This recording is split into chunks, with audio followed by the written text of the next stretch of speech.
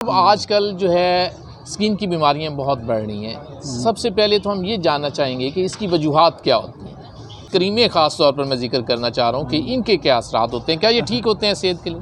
ये क्रीमों के side effect बहुत ज़्यादा हैं कि जनाब इंजेक्शन लगवाया जा सकता है, अगर आपने वाइट होना है तो आप इंजेक्शन लगवा लें। जिस क्रीम में स्टेरॉइड नहीं होगा उसका रिज़ल्ट जल्दी नहीं आएगा। दिल की हैं या कोई और, तो इनका कोई साइड इफ़ेक्ट हो और इंसान को एलर्जी होना शुरू हो जाए और जिस्म पे उन इंजेक्शन के असरात कब तक उसके स्किन पर रह सकते हैं, और अगर वो इंजेक्शन छोड़ देंगे तो क्या होगा?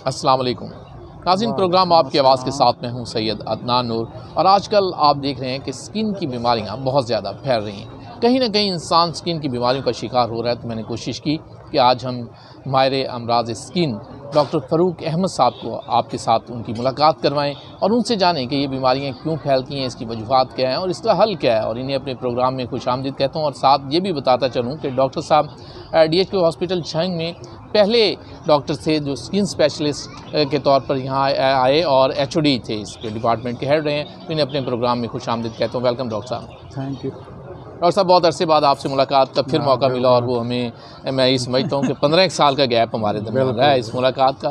तो माशाल्लाह आप पचास हैं उसी तरह। तो ये स्किन का राज क्या है आपकी ख़ास तौर पर, अगर आपसे बात की जाए तो? मेरी लाइफ सिंपल है। अच्छा, लाइफ सिंपल होना ये रिजल्ट। डॉक्टर साहब, आजकल जो है स्किन की बीमारियाँ बहुत बढ़ रही हैं। सबसे पहले तो हम ये जानना चाहेंगे कि इसकी वजूहात क्या होती हैं।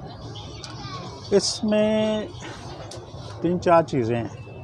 एक तो ये है कि हमारा ट्रॉपिकल कंट्री है, यहाँ मौसम बड़े शदीद हैं। गर्मी पड़ती है, बहुत शदीद पड़ती है। सर्दी पड़ती है, कुछ अरसे के लिए वो बहुत शदीद होती है। तो उसका भी काफ़ी इफ़ेक्ट होता है। स्किन को सबसे ज़्यादा जो एजिंग में रोल प्ले करती है वो ये सूरज की रोशनी है। अच्छा, तो इसके असरात इसके बहुत ज़्यादा असरात होते हैं। इसी तरह ये ऐसे ही होता है जो फार्मर लोग जिनका एक्सपोजर ज़्यादा होता है उनकी स्किन बड़ी जल्दी ख़राब होती है। जो शहरों में रहते हैं या छुपी जगहों पे रहते हैं, सहन नहीं है घरों में, कवर्ड हैं, उनकी स्किन कम खराब, एजिंग प्रोसेस कम होता है। यानी जो ओपन एयर में रहें, ज़्यादा काम करें, जैसे किसान है या वर्कर इंसान है, एक्सपोजर टू सनलाइट। अच्छा, इसके असरात हैं जो है इसके सूरज के ख़ास तौर पर, वो मुतासिर करती है। डॉक्टर साहब, हमने तो देखा है कि आजकल अगर मुतासिर कर भी दे तो बड़े अच्छे फार्मूले हैं, लगाएं और रंग फिर गोरा करें। ये इनके क्या असरात हैं? ये क्रीमें ख़ास तौर पर मैं जिक्र करना चाह रहा हूँ कि इनके क्या असरात होते हैं, क्या ये ठीक होते हैं सेहत के लिए? ये मैं आज भी एक पेशेंट को कह रहा था, तो मेरे पास आज भी 4-5 पेशेंट आए हैं, तो वो यही रंग गोरा करने के लिए आए, इसीलिए कि हमने रंग गोरा करना है। तो मैं उनको अक्सर यही कहा करता हूँ कि पाकिस्तान का कोई बड़ा मसला नहीं, सिर्फ सबसे बड़ा मसला रंग गोरा करना है। ये रंग गोरा हो जाए तो बाकी काम हो जाएगा, रिश्ता भी हो जाएगा। हाँ बिल्कुल। तो उस मामले में फिर अक्सर कंसल्ट करती हैं हमें। जो जब करती हैं तो मैं तो उनको, और वो मेरे से पहले काफ़ी कुछ करके आती हैं।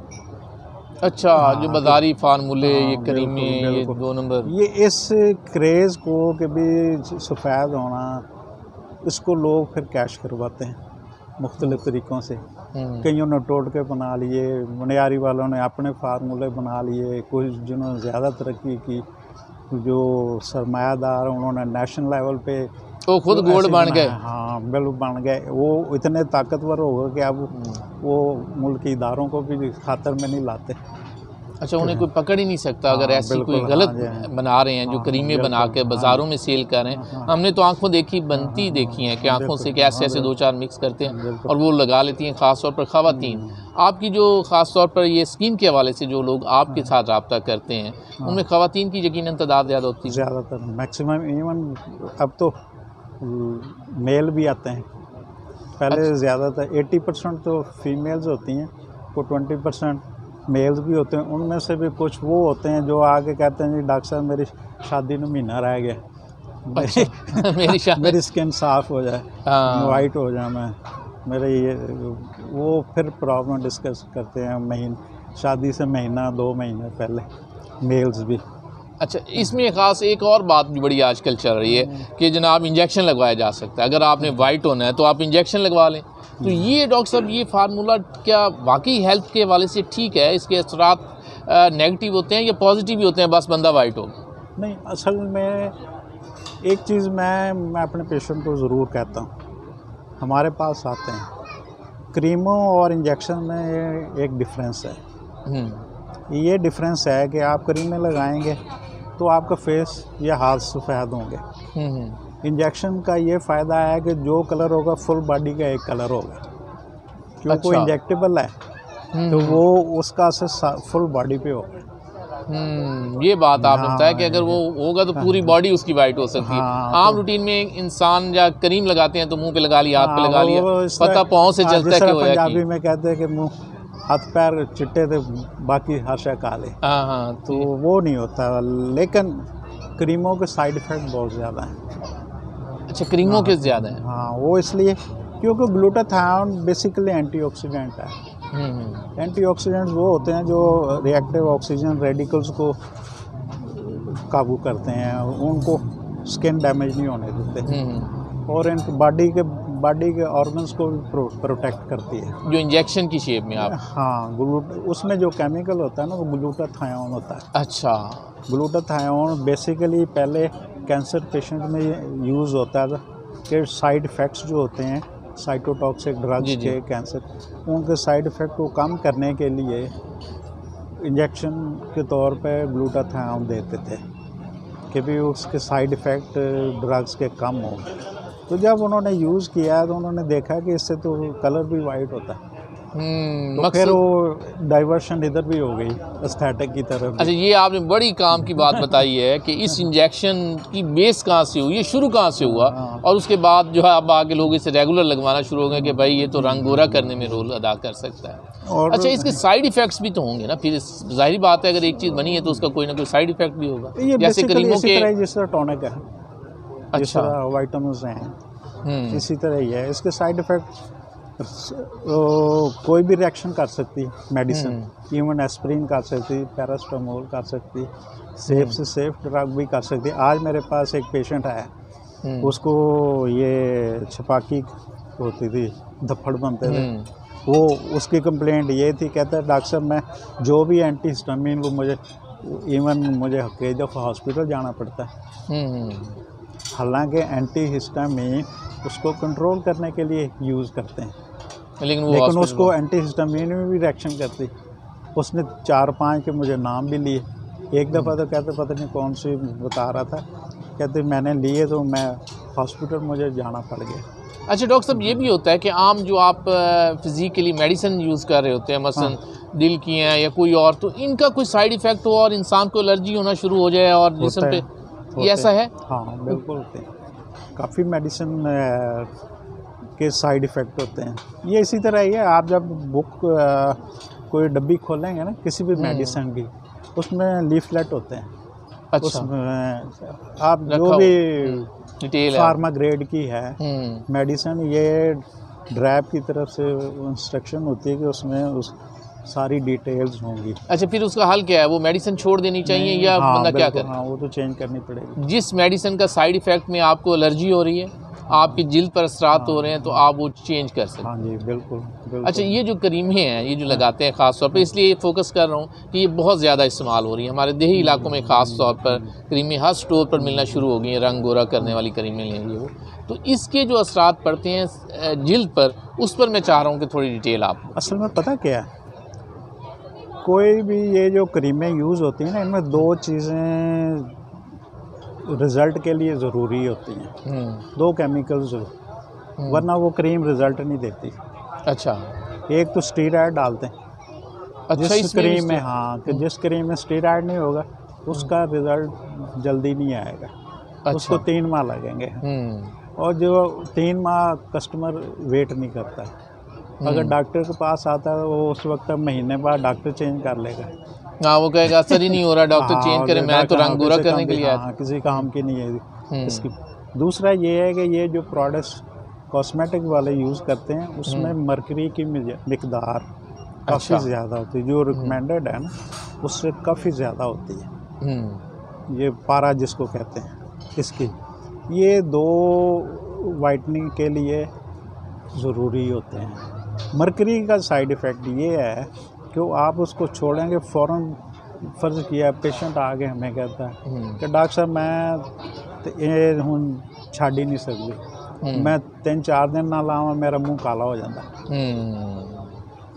वो फिर लगानी पड़ती है उन्हें, जैसे वो एक सर्कल बन जाता है, विशियस साइकिल बन जाता है। इस वजह से भी वो फंस जाती है, क्योंकि मैं ना लगाऊँ तो मेरी शक्ल ही नहीं अगे तो भी खौफनाक हो जाती है। अच्छा डॉक्टर साहब, अगर मैं ये पूछूं कि ये आप माशाल्लाह आपकी प्रैक्टिस का 20-25 साल तो आपने की है, सर्विस भी की है आपने। मैं बिल्कुल, मैं 96 से कर रहा हूँ।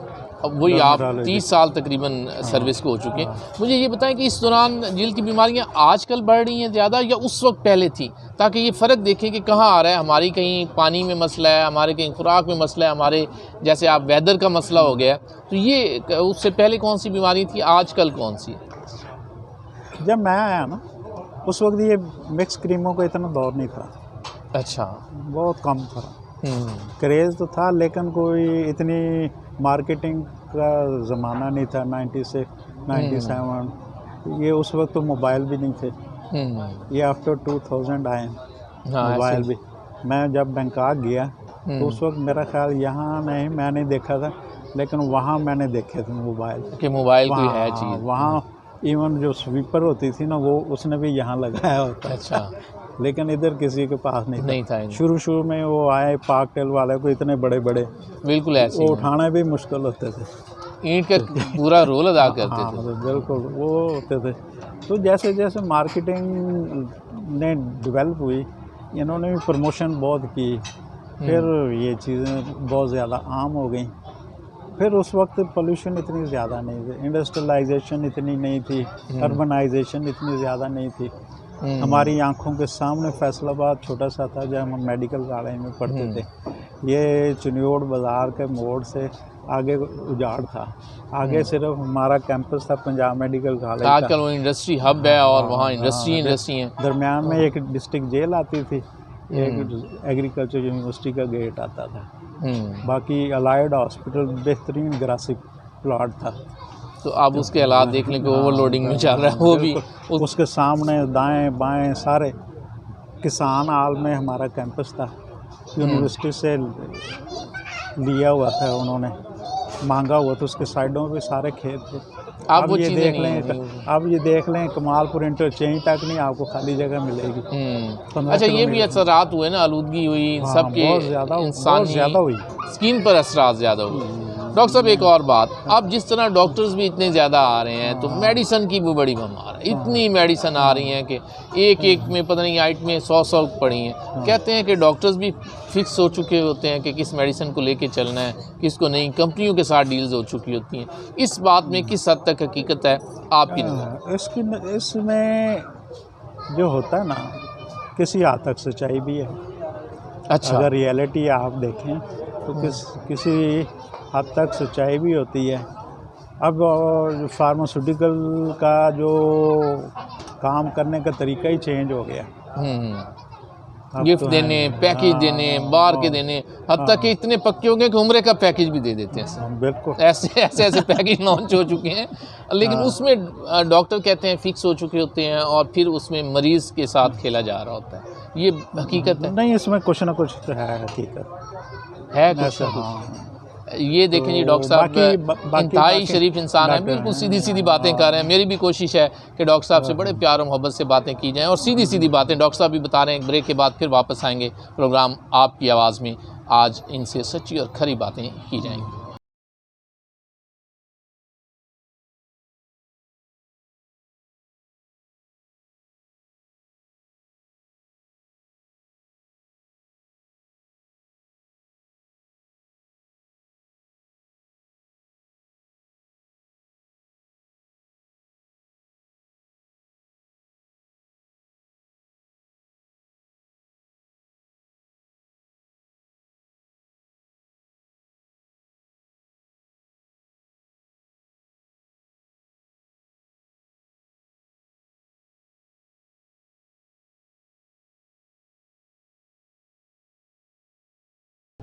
वेलकम बैक नाज़रीन। आज हमारे साथ मेहमान है डॉक्टर फ़ारूक अहमद साहब, स्किन स्पेशलिस्ट हैं और head of department DHQ hospital चंग रहे हैं। तो इनसे आज जानते हैं कि इन्हें बारह पर आकर कैसा लगा, बारह रेस्टोरेंट के इन्वायरमेंट के हवाले से, इसकी टेस्ट और इसकी सर्विस के हवाले से। डॉक्टर साहब क्या कहें? बहुत अच्छी सर्विस है और वैसे भी प्लेजेंट मौसम है, उसकी वजह से और ज़्यादा अच्छा लगता है। और इन्वायरमेंट डॉक्टर साहब इसका आप ये देखें कि छंग में एक तब्दीली जो है बिल्कुल बिल्कुल महसूस नहीं होता कि आप झंग में किसी जगह पे बैठे हैं।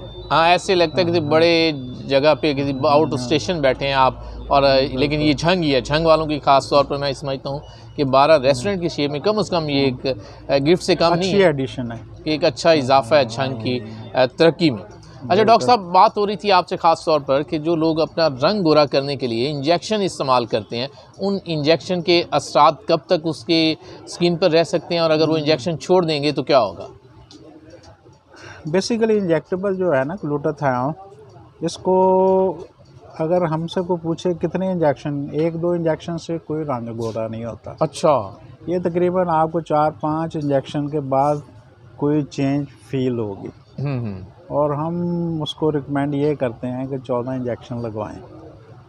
तो जब आप लगवा लेंगे तो वो कलर, इसका ये फ़ायदा है क्रीमों से कि जो भी कलर होगा फुल बॉडी का एक कलर होगा। ये नहीं होगा कि चेहरे का कलर और हो, हाथों का और हो, जिस्म का और हो, क्योंकि ये मेडिसिन में इंजेक्ट कर रहे हैं, इसका इफ़ेक्ट फुल बॉडी पे होगा जो भी कलर। अच्छा, ये आपने बड़ी अच्छी बात की है कि क्रीमों में तो ये होता है कि क्रीम लगाई मुंह पे, रंग गोरा, हाथ काले, पाँव काले, लेकिन इस इंजेक्शन में ये होता है कि आपकी पूरी फिजिक जो है उस पर असरात हो रहे थे। लेकिन अगर ये बंदा छोड़ देता है, वो एक दफ़ा उसे लगा कि वो गोरा हो गया और उसने छोड़ दिया 14 इंजेक्शन के बाद, तो फिर क्या वो गोरा ही रहेगा कि वापस? नहीं, बेसिकली ये मेडिसिन है और मेडिसिन का जब तक इफ़ेक्ट होगा कलर पे इफ़ेक्ट रहेगा। जैसे जैसे मेडिसिन का असर ख़त्म होता जाएगा, कलर वापस ओरिजिनल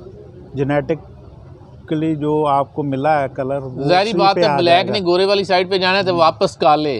हाँ। दूसरे लफ्ज़ों में ये है कि अगर अच्छा, अब इसके असरात और क्या नेगेटिव क्या हो सकते हैं कि ये आपके जो नुकसान पहुंचा सकती हो, इसे कहा जा सकता है? क्योंकि मेडिसिन है, इसलिए जिस तरह कोई भी मेडिसिन को रिएक्शन कर सकती है, एडवर्स इफेक्ट कर सकती है, अर्टिकेरियल फौरी रिएक्शन या बाद में, वो जिस तरह दूसरी मेडिसिन के होते हैं इसी तरह इसका भी हो सकता है। अच्छा डॉक्टर साहब, एक बड़ा डॉक्टरों के ऊपर इतराज़ होता है। एक तो होता है कि मेडिसिन कंपनियों के साथ फिक्स हैं, वो तो बात पहले हो गई।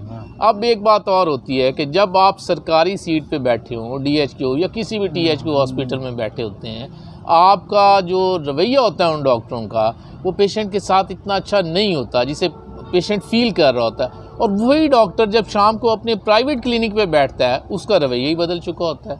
क्या वजह है? क्या वहाँ हॉस्पिटल में तनख्वाह नहीं मिलती? क्या चक्कर है? नहीं, असल में पता क्या, वहाँ काम बहुत ज़्यादा होता है।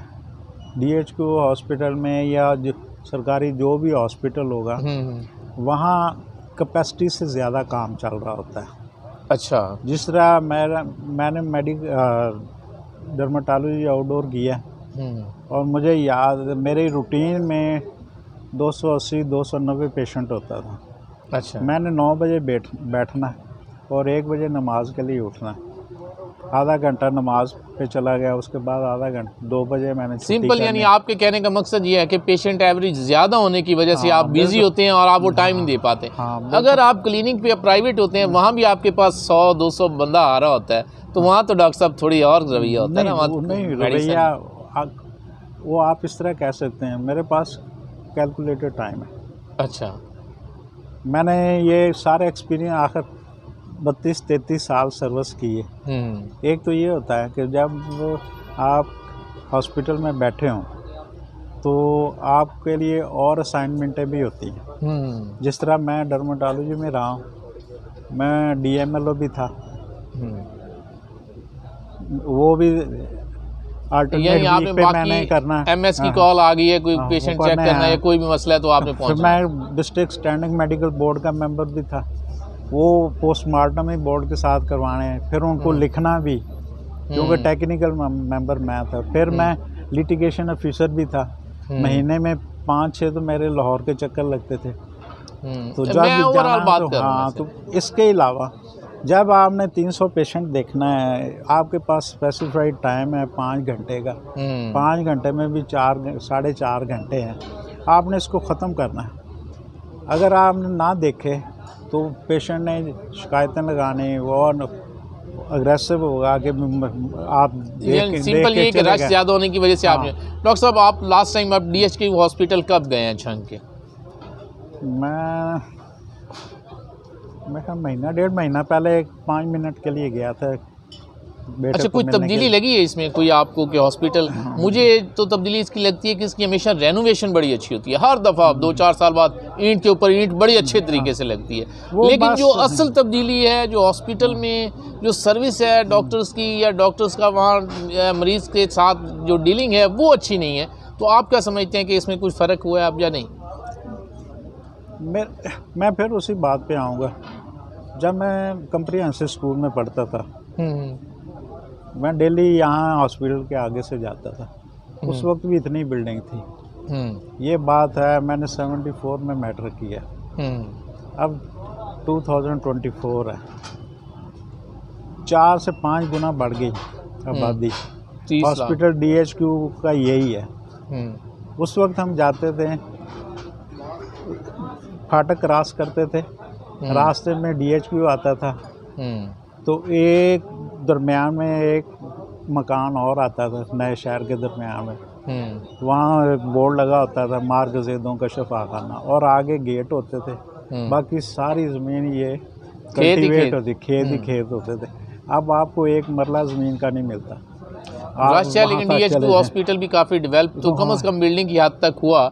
आप गुलाम नबी ब्लॉक भी बना, लेकिन अभी भी लोग इस पर मुतमिन नहीं है कि 30 लाख की आबादी के लिए शायद ये अभी भी पूरा है। मैं ये अब तो मुझे रिटायर हुए 5-6 साल हो गए, उससे पहले भी 5-7 साल पहले एक सरकारी कोई ऑफिशियल था मेरे पास है, बाई इलेक्शन तक वो जंग में नून लीग का था, तो उसने मेरे पास आके कहने लगा कि भाई आपके कोई प्रॉब्लम है तो आप बताएं। वो स्पेशली लाहौर से इलेक्शन करवाने के लिए, अच्छा, जितवाने के लिए आया था, सरकारी बंदा था। मैंने कहा आपको क्या यहाँ कंप्लेंट्स हैं या क्या फील करते हैं? मैंने कहा कि जो भी कंप्लेंट्स हैं ना, आप सिर्फ आबादी 4 गुना बढ़ी है, ऐसे ही 4 हॉस्पिटल बना दें, सारी कंप्लेंट ख़त्म हो जाएंगी। हाँ, ये थी असल के आबादी के हिसाब से हॉस्पिटल भी बनना चाहिए। डॉक्टर साहब, बहुत शुक्रिया, आपने अपने कीमती वक्त में से हमारे इस प्रोग्राम के लिए हमें वक्त दिया। डॉक्टर साहब के यकीनन जो स्किन के हवाले से इन्होंने बातें की हैं, ये सच्ची और खरी बातें थी, और मैं भी यही जानना चाह रहा था कि ये जो 2 नंबर क्रीमें बनाने वालों ने इंसान की स्किन के साथ और ख़ास तौर पर ख़वातीन की स्किनों के साथ खेलना शुरू किया है, इन्हें किसी तरह रोका जाए। और जब तक कोई स्पेशलिस्ट डॉक्टर आपको नहीं कोई एडवाइस देता, उस वक्त तक आप किसी भी इस किस्म की 2 नंबर क्रीम से भी बचें। और इंजेक्शन के हवाले से भी डॉक्टर साहब ने बड़ी अच्छी बात की है कि इसका असर उस वक्त तक ही है जब तक आप लगवाते रहेंगे, अगर आप छोड़ देंगे तो वापस काले ही हो जाएंगे। इसके साथ ही अपने मेज़बान सैयद अदनान नूर को इजाज़त दीजिए। अल्लाह निगहबान।